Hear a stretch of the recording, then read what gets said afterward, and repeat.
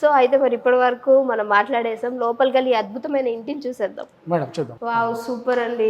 Total house size వచ్చి 14 feet by 23 feet. దీంట్లో మనం చేయడం జరిగింది.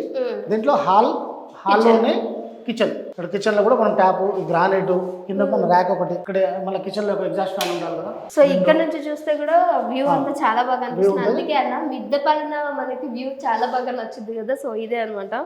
తర్వాత ఎల్ఈడి లైట్స్, మనకు ఫ్యాన్, క్యాబిన్ ఫ్యాన్. ఇక్కడ చూడండి, ఇక్కడ ఏదైనా ఫ్రిడ్జ్ పెట్టుకోవాలనుకో లేదా ఇండక్షన్ కుక్కర్ పెట్టుకోవాలనుకుంటే పాయింట్స్, ఫ్రిడ్జ్ సాకెట్ పాయింట్స్. తర్వాత మనం లోపలికి వెళ్ళినప్పుడు ఒక బెడ్రూమ్, బాత్రూమ్ కూడా ఉంది. ఇక్కడ కూడా మనము ఒక వాష్ బేసిన్ లాగా మనం ఇచ్చినాము. ఇది వచ్చేసి కామన్ టాయిలెట్. దీన్ని కూడా మళ్ళీ బెడ్రూమ్ వాళ్ళు కూడా వాడుకుంటే ఇంకో డోర్ పెట్టినాం మనం. ఫస్ట్ బెడ్రూమ్లోకి వెళ్ళి దాంట్లో చూద్దాం. Total bedroom madam. బెడ్రూమ్ లో కూడా 2 వెంటిలేషన్ కోసం 2 విండోస్ ఇచ్చినాము. ఒక్కొక్క ఇంటికి మీరు ఇది ఒక్కొక్క థీమ్ ఉంటుంది రైట్ అండి?